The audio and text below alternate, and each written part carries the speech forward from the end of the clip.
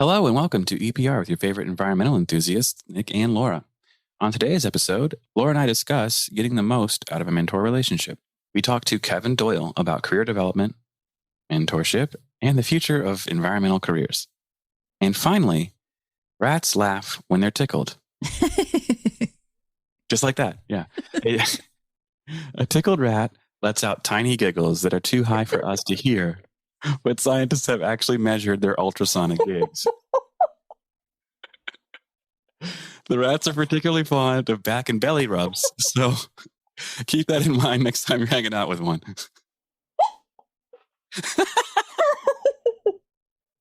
Oh, man, I got her. I'm sorry. I have no idea why that tickled me so much. I could just picture it, and it was very cute. All right, let's hit that music.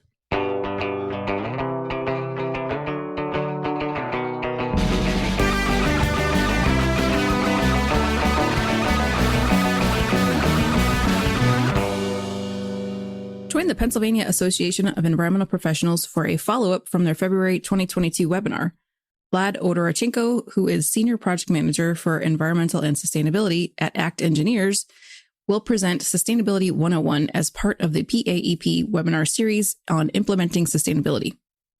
The discussion will include opportunities to incorporate sustainable principles into various types of projects, how to initiate a sustainability program at the office, and how to think and act sustainably in everything that we do. Register by July 22nd at paep.org. We appreciate all of our sponsors, and they are what keep the show going. If you'd like to sponsor the show, please head on over to environmentalprofessionalsradio.com and check out the sponsor form for details. Let's get to our segment. One of the things we didn't talk about was that mentors can be people at different ages, different experience levels, different careers, different paths. Doesn't have to necessarily be like your boss or your project manager or your boss's boss.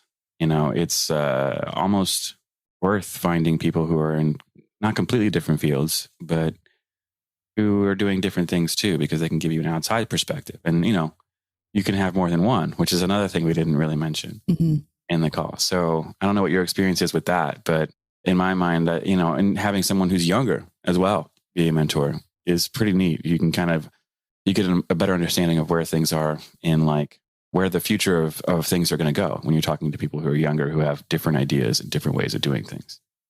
Yeah, I think the general consensus is that mentor-mentee-ship is on its way out, and it's more mentor-mentor relationship. And that's really just seeing the value in each other. So you don't have an okay boomer who's just like, I'm here to tout my knowledge on you. Right. And a young person who's like, you're outdated, dude. I don't care what you have to say. You know, but if you're both asking each other questions and interested in each other. Now, I will say, though, from practical experience, it's usually a junior looking for help from someone with more experience. Yeah. So I mean, there is, you know, you can't totally discount that, like, someone is the mentee. Not all cases. I have a peer mentor. My friend and I meet every single week, every 2 weeks, so that we can just catch up on our goals and, you know, we mentor each other, and it's really awesome. So I highly recommend that for anybody. Yeah. And I think, you know, getting to that younger, older relationship, like what I try to say to it is what you said, where it's really more about understanding both people, trying to understand each other, not just, hey, young person, this is what I know. Write that down. Yeah. You know, this is a relationship, right? I mean, it's like you treat it like you would any other relationship where you have to put time, energy, and effort in, and that goes both ways. That's the biggest thing with the mentors. You know, whoever would be the more senior mentor in the relationship, you got to show up. I have so many young people that I talk to who have tried, you know, as a career coach in some of my other endeavors, it's my job to help people find mentors. Mm-hmm. And a lot of times they reach out and that person doesn't reply, or they said they'd mentor me, but then they haven't reached out, or they, you know, they cancel, and you're just telling that person they're not valuable to you and they're not important. And that really can make them feel bad, and it can turn them off to mentoring altogether. They're afraid to ask another person because of the way they've been treated. So, you know, for me, I'm always urging people to take their mentor role seriously, because it really impacts people in a way that you're maybe not even considering. Yeah. And I think there's always a good balance too between, the mentee, the young, whoever's in that basic role, having some initiative, reaching out. But the mentor has to be engaged as well. They have to want to do that. Not everybody does. And so as long as you don't pretend that you want to do it, it should be fine. But you're totally right. I have been on the flip side where someone has said, I want you to be my mentor, or have been paired in an actual program and that person doesn't show up. And, so it does go both ways. Yeah. But as the more wise and experienced person, if my mentee doesn't show up, I don't care. Oh, a free hour for me. Exactly. I care, but at the same, but it's like, I'm not going to be hurt by it. But when I don't show up for a mentee mentor relationship, I can be hurting the other person. Right. So you do have to understand your role in that kind of a way. The other thing is I have a mentee who is starting her own business. So she is on it. She's like, can I ask you this? Can I ask you this? Can we have a call? Can we catch up? And she's just taking advantage of it. And that's totally fine. And I can say, I don't have time, or we can wait till next week. But that's what I don't see from most people in the mentee sort of position, is just because they're always saying, well, I don't want to bother you. Or I know. And it's just like, do it until I say no, do it, so and then it's not my job again to tell her. She'll say, hey, what do you think about these logos? And I go, which one do you like best? Why do you like that one? I'm not telling her what to do. I'm just saying, what do you think? And letting her spread her own wings and figure out how to fly on her own. Yeah. Use her own brain. Yeah. Yeah. And I think approaching it in a way where it's not just this person will tell me what to do. It's just a really bad mentality to have, because you don't learn anything from it. Neither one of you do, really. And so some things I used to do when I was younger, and that I've seen too, is just be like, okay, well, tell me how to be better. And it's not a good approach. It's not. Try to have some goals, try to have some actual tangible, and you might not know what those are. So then, okay, first question you can ask, okay, I'm trying to figure out my goals. I'm trying to learn where I want to go. And, using a mentor has gone through those things. It's like, hey, you have to understand who you are as a person first, right? Like, what do you like to do? What are the things you enjoy? And when you're doing those things, your career path, your job, what you're passionate about, it's much easier because you're already lining up who you are with what you do. And so, there's lots of stuff like that where, like, even when you think you don't know, you can get to an answer. And you can probably do it on your own before you even talk to a mentor. You just have to, sit down for a minute. Yeah. Your mentors, that's what they're for, to encourage you, to validate your ideas, to point you in the right direction. I think one of the other cautions, and that I see, and even see in myself, you have to recognize your own bias and your own judgment and not apply that to the other person's situation. Yeah. So, the same student was a Senate in her college, and she was having a problem with another peer on the team. And again, I couldn't tell her what to do. I don't tell her what to say. I don't tell her, I'm not putting what would I do on it? What's the best thing for you to do? Yeah. Because I don't want her coming back to me and saying, well, you told me to do this and it didn't work. Right. I don't know your situation. I'm decades older than you. I can't even imagine what it's like today. Right. So I've learned from listening and watching to her, and I've been very proud of the decisions that she's made, but I've let her make them on her own. But I still, there's a way that she talks that I wouldn't talk professionally. Right. And I have all the urges in the world to say, you shouldn't say that, or you should talk this way, or you should. And I'm like, nope, don't do that. Don't do it. Like, that's something she's going to learn on her own. Now, if she sends me something typed and asks me to review how to send this email, I'm certainly going to tell her how to make that look professional. But you know what I mean? Like, so, and that's a self-awareness thing that I think mentors also need to have, is just, when are you giving actual guidance and when are you putting your own judgments on things that maybe don't matter? Yeah. Yeah, exactly. And it's like the world changes, right? Especially the more technologically advanced we get, the faster things change. And so what was the norm, what was the standard, eventually does, fades away, and there's a new norm and a new standard. So you have to be understanding of that, because, there's new workers coming with a new perspective on things. And when they get in charge of companies and making decisions, they'll make different ones. Yeah. And so it's really good to have that mentality. Some would say you're pretty good at this thing, Laura, huh? That's pretty cool. I don't know. I think we're about to talk to one of my biggest fans, which is awesome.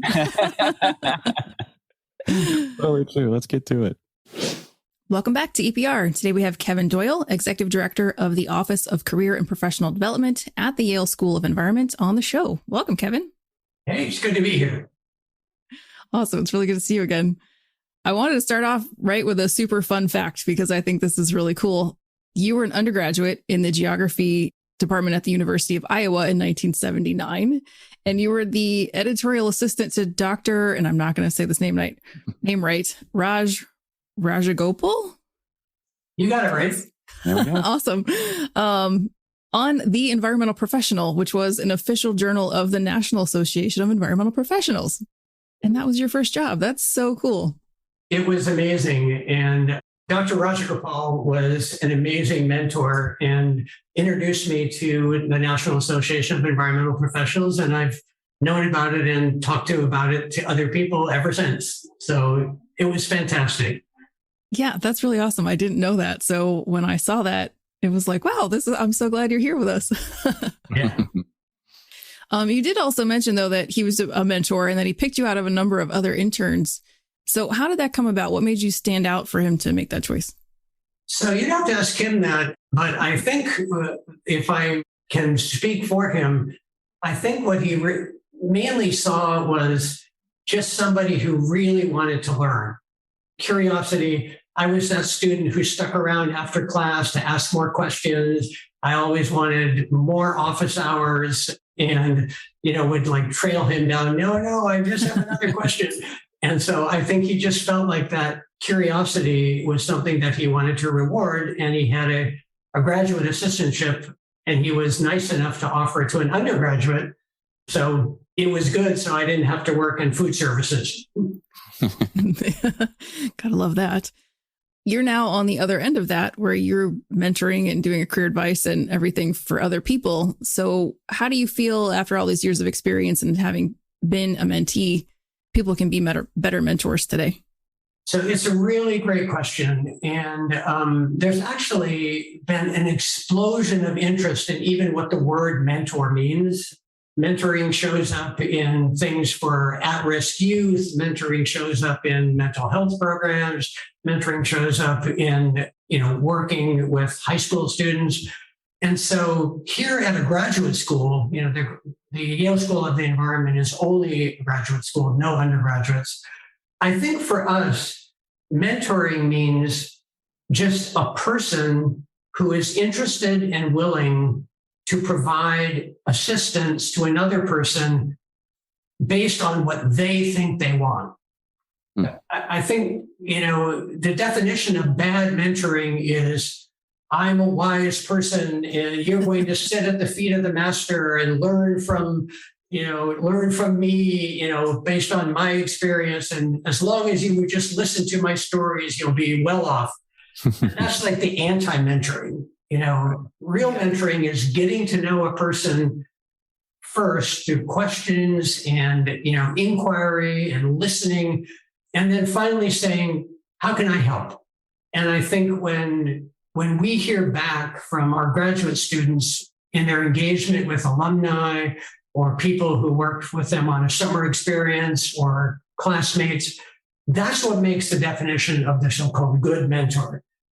But that means that the mentee has a responsibility to know what they want, from if a mentor is going to say, listen, this is an open space.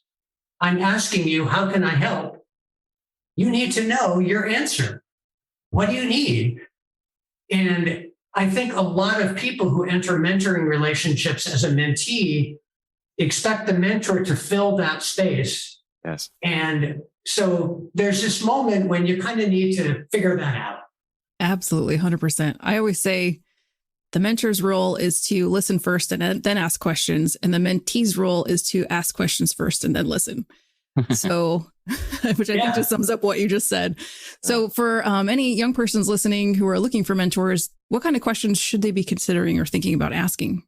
So it's interesting. I think a lot of people who go looking for someone that they call a mentor sort of send a blanket request out, and then whoever first says yes, that becomes, someone who is a mentor. And I would encourage people not to do that. to actually go after the person that you think will probably say no. Because, oh my God, why would they want to help me? They're so busy, et cetera. But that's exactly the person who's probably is the person you want to ask. But just don't use the word mentor too early. Will you be my mentor? Well, I don't even know you, Right. So let's first of all get to know each other a little bit. But if there's somebody who is showing up in the media or showing up in your life or showing up in your work as, oh my God, if I could do what you're doing, I would really love that. You seem to be walking a path that's something like the path that I imagine for myself. That's the person. Reach out to them. Yeah. Start a relationship with something small, just a piece of advice, and then ask, can I stay in touch with you? And over time, those are the kind of people who can become true mentors. Those other people are just friends, allies, helpmates, etc., but they don't really rise to that level of mentorship. So pick the people that you think are walking the path that you want to walk, and all will be well in the end. Because even if they have to say no, they know somebody else who can serve that function. Yeah, it's absolutely great advice. And I think I literally just said this yesterday. I'm like, if you don't know the person, that's okay. A lot of times, even someone who's super busy enjoys giving back. Like a lot of people love to be asked how did you get to where you are? But like that first step is really hard, right? Like reaching out to the unknown. How can people kind of break that thought process? It's a good thing to do, but how do people actually do it? So one of the best and easiest ways to do it is to not do it yourself, but to ask for help on that step. So you probably know somebody who knows the person that you eventually want to reach out to. And it's a reasonable assumption that just calling out to somebody blind on email, you're probably right. Follow that basic idea that probably you're correct, that that's not going to get you that next step very quickly. So if you find somebody in that person's network who can say, hey, I know this younger person and they're looking for an opportunity to learn from you. I wonder if I could connect the two of you. You know me, I'm not going to do that 4,000 times. I'm not going to inundate you. I've picked this individual person out of the crowd and hope that you might be able to spend some time with them. They will almost always say yes in support of someone who is a friend. So you're taking advantage of that relationship instead of trying to form one on your own with someone who is rightly very busy and has a lot of other things going on. So use their friends to make that connection. That's perfect. But switching gears just a little bit here, you were also the president of the Green Economy. So what type of work did you do there with that company? So I'm not doing that anymore. I formed my own consulting firm back in 2007, and I closed it down in 2019 to come and take this job at Yale. But when I was working in private practice and I named my sole proprietorship Green Economy, I worked in 3 different areas. I worked in coastal management in supporting coastal CZM programs, coastal zone management programs, and others. I worked in workforce development, as a continuation of the work that I had been doing with universities, working on, helping people put together workforce development. How do we recruit talent? Matching together universities with key employers. And then the third area that I worked in, which was also really a wonderful area, is in the deployment of clean energy towards climate change mitigation. So clean energy deployment, coastal management, and workforce development. And when I closed it down, I made a list of all of my clients that I had worked with, and that's posted on my LinkedIn. So I had something like 50 clients by the time I was done. And it was hard to give up all the good and bad things about working for yourself. But in the end, I feel like working here at Yale is really the perfect capstone to a long career. Yeah. What made you switch? What made you decide to give that up? So I got recruited. I had done a job for the Yale School of the Environment as an external consultant to come in to do a review of some of their programs. And at the end of that review, as all good consultants do, I made a pitch, I made my recommendations. And soon after that, I got a call, which was something along the lines of, "Hey, you talk a big game. You seem to be, like, you look at all that I know. Here's the things that somebody else should do. Here's my recommendations." And they said, "Maybe if you're interested, maybe you could come and actually implement these recommendations because there's some changes here happening anyway." And I thought, you know what? I cannot turn my back on that challenge. So here I am. Wow. So how did you get the how'd you get to work with them initially anyway? How did you get that piece? So I think, like all good sole proprietors, you learn very, very quickly.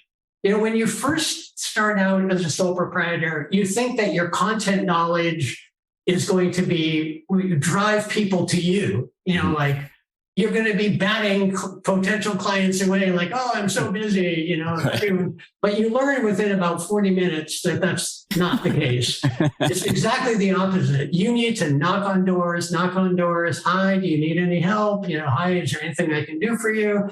You need to call on your existing clients, even if you only have 3 of them, to say good things about you. You need to use all of that. I think about a third of the time of a sole proprietor is spent in marketing themselves. And so I knew some people through my previous work before 2007 throughout the higher education community, and including some people at Yale. And I just knocked on some doors and got a yes on that particular project. Heck yeah. That's great. But do you miss the marketing side or any other aspects of consulting? I miss the work itself. I miss the final projects after you finally get a yes. Like, "Yes, we'd like you to write our strategic plan. Yes, we'd like you to lead a stakeholder engagement facilitation. Yes, we'd like you to, do an examination of whether our efforts to recruit new people for our wind energy company are aligned with what people want. Yes, we'd like you to come to our university and give a talk and lead a week-long workshop." I miss what happens after the yes, but I don't miss any of the rest of it. Taxes, forms, sending invoices that never get paid. I don't miss any of that. Marketing, but the work itself, and the ability to come in and help somebody as an independent consultant, and then have them say when you're leaving that, thumbs up, "Thank you so much." I really miss that. Yeah. That's a lot. I mean, genuinely, that's the work is really rewarding then. It keeps you going, I guess, for so long. Yeah. The students here, I think almost everyone in the world of higher education, career development, especially at the graduate level, the ones who decide that they really like it, almost to a person say, it's because of the students. Many of these students are going to be fine without somebody like me. I mean, they're brilliant, they're hardworking, they're passionate, they're curious, they're incredibly skilled. And so working with people like that every day on things like ecosystems management, biodiversity, climate change mitigation, business and the environment, ESG, doing that every day, it's like a candy store. It's a fantastic job. And I think my counterparts at places like Duke and Bren and Michigan, and Columbia would probably say exactly the same thing. That's awesome. You can hear your passion for it. And I know you've been doing environmental careers for a long time. I literally wrote the book on it twice. Exactly. Thank you. If you could, after all these years, and like you said, most of the students they'll figure something out. But what is maybe the top piece of advice or one thing that rises up that you find yourself saying over and over again? Thanks for that question, because it gives me a chance to, I had a feeling that you might ask a question sort of like that. So I really wanted to prepare to make sure that what I'm about to say doesn't come across as, gassy rhetoric or follow your passion, you can do it, et cetera. But I'm going to say exactly that, that if you care deeply about achieving an outcome in the world, hold on to that. Because ultimately, that's what employers really want. They want somebody who wants to solve problems, not diagnose them, not contribute to some granular assistance for it, but people who want to make an impact in the world through their work together with other people. And if you know what that thing is, if you know what that outcome in the world that you want to achieve is, where you finally end up, whether it's in the private sector, the public sector, the nonprofit sector, the academic sector, or what the job box is, whether it's called analyst or program manager or whatever, that's going to turn out over the course of a long career to be less important than whether you can measure the success of your work by the outcome for people in the environment. That's why we do this work. Not to get a job, not to get advanced, not even, although money is very important. And we talk about that a lot, that, own your desire to make a living. We don't want you to sacrifice that part of yourself more than you need to. But really, when it comes to the end of that kind of obituary moment, what you're going to ask yourself is, did it make a difference? Did it matter? Can I say that because I was on the planet and I did this work, something got better for people, for ecosystems, for wildlife, for conservation, for environmental protection? So that's my advice. Find out what that thing is you want to do that is an outcome, and you'll be well. Love it. That's perfect. Okay, I think we're done here. Yeah. I got to go do some stuff now. Yeah, right. Yeah. So Global Environmental Careers, that is a book that was published a long time ago and then republished. How did you come up with the idea for that and then make it come to life? It was kind of a big deal. Yeah, so it was not my idea, but, I like to believe that my contribution to it was, a significant one. So years ago, I was the national director of program development at a national nonprofit that doesn't exist anymore. It was called the Environmental Careers Organization. And we organized employer-paid internships and fellowships for environmental college students around the country. We had offices all over the country. And so one of the things that we decided that we wanted to do at Environmental Careers Organization was also do things like conferences, workshops, and a book. So we approached Island Press in Washington, D.C., which is a well-known environmental press, and they liked the idea. And so as an organization, we created the first book, The Complete Guide to Environmental Careers. And then over the course of time, I inherited the management of that project in my role as National Director of Program Development. And we produced the second one called, appropriately, the new Complete Guide to Environmental Careers. And then we did several others. We did 4 in all. And I think that it's probably time for another one. And I'm hopeful that if there is going to be another one through Island Press or elsewhere, that I might be able to contribute to either editing it or producing it, or at least contributing to it, because it is definitely time in 2022 for a new complete guide to environmental careers. Yeah, things have changed a bit, I think, since the last one that came out. I'm going to steal the spotlight from Laura here for a second, because I think that lends to one of our questions later on as well. But I mean, I think you're right. I think there is it's a good reason to start a new book now. But, where do you see, because I think there's a lot of different stuff coming up. Wind energy is really starting to take off. PFAS, PFOA stuff is starting to really get into the national spotlight. So what are you seeing as those possible future job trends within the environmental field? So in keeping with the answer to the advice question, environmental careers are driven by four things. One of them, they're driven by the existing system. So for example, at the U.S. Environmental Protection Agency, we have Office of Water, we have offices for toxics, for waste management, for air quality. And there's the National Park Service and the U.S. Fish and Wildlife Service and the Army Corps and et cetera. And so baked into the cake are the already existing regulations, systems, permitting, all of that. And that system needs to be staffed and managed, et cetera, in its current responsibilities. So that's one place that environmental jobs and careers trends come from. So the second place they come from is people who want to go above and beyond the minimum. They want to go beyond whatever regulations, requirements, permits. They want to say, how can we be better than the norm, better than the average, better than the bar that's the limit? And new jobs come out of that as well.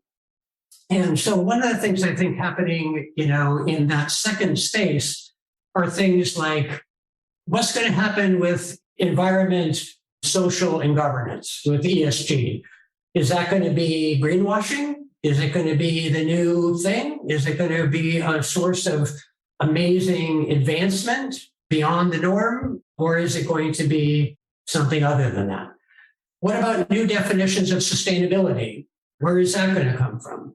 What about the decision we're going to make as a globe and as different organizations and countries and cities and counties about whether we're going to shift from a focus on climate change mitigation under kind of a despair idea towards, we're going to give up. We're going to move toward adaptation only. Where's the balance between mitigation and adaptation? Where's that going to go? So that's the second thing. So the third thing is where new things come from is people who want to go even beyond that.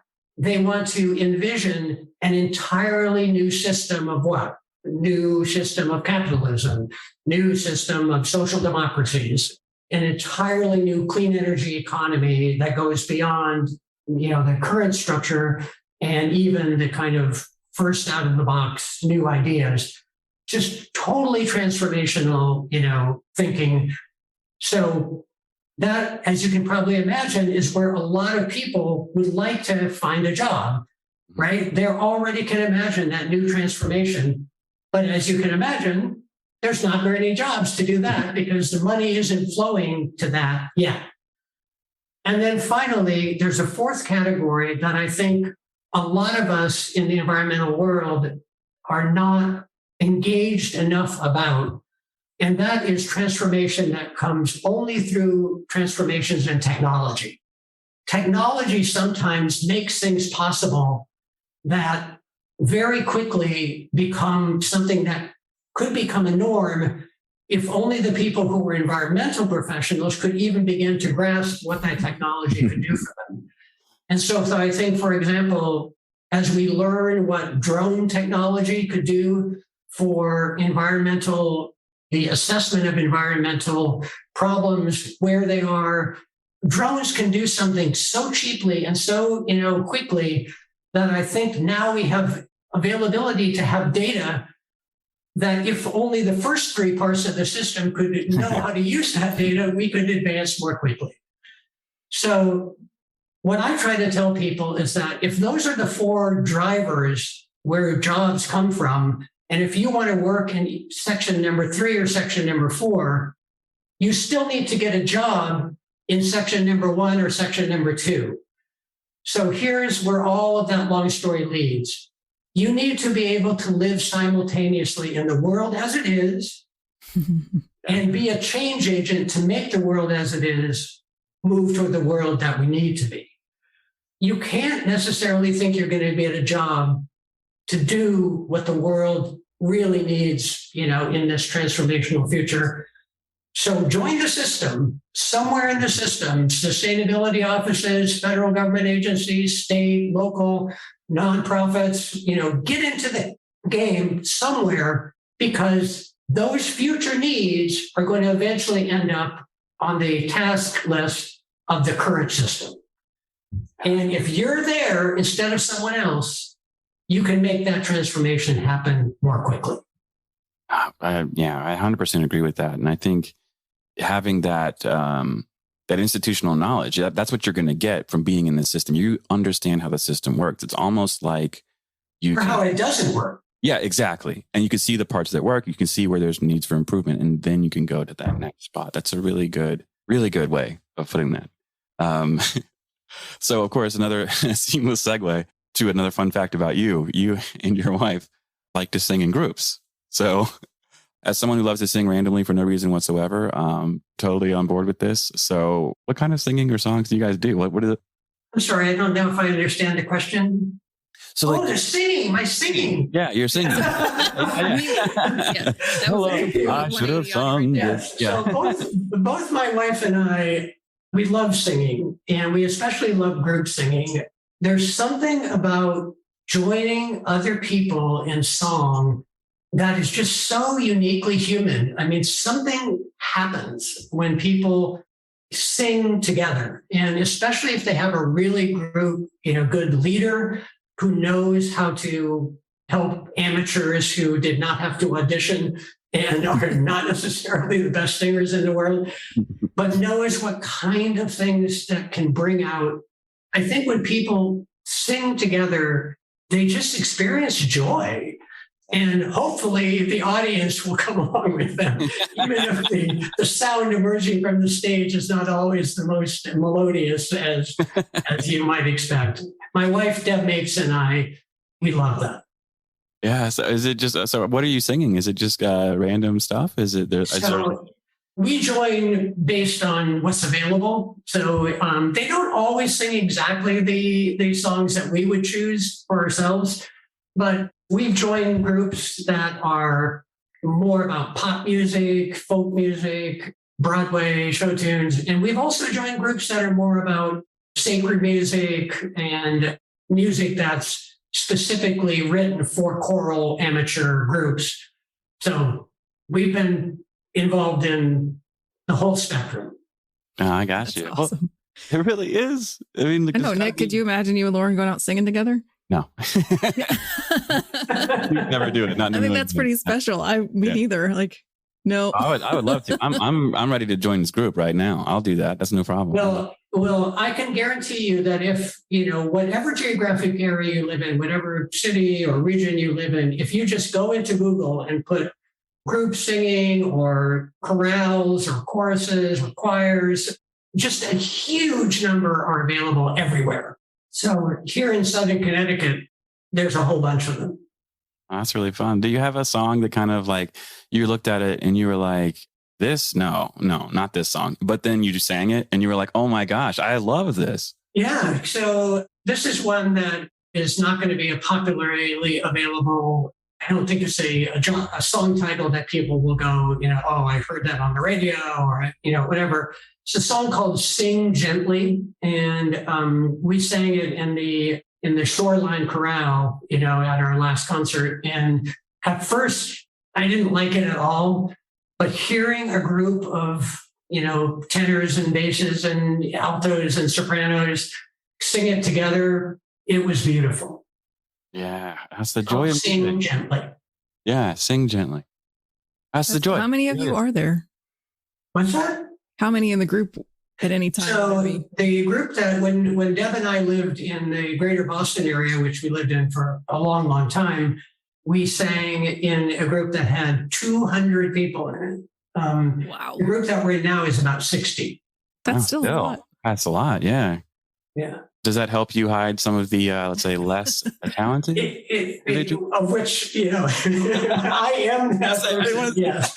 Yes, it definitely, the more voices there are, the more you can assure that the overall quality of the sound will be good. And those of us who are maybe a little off key are not heard as well. It's brilliant. It's a brilliant strategy. I love that. Yeah. So do you guys, do you have anything fun, trips or anything environmentally fun you guys are doing for the summer or planning for the future? So unfortunately, in fact, this is a sore spot right now because a bunch of people on my team here at Yale, one retired, one is leaving to take another job, and one is on medical leave. So unfortunately, vacation time is not great this summer.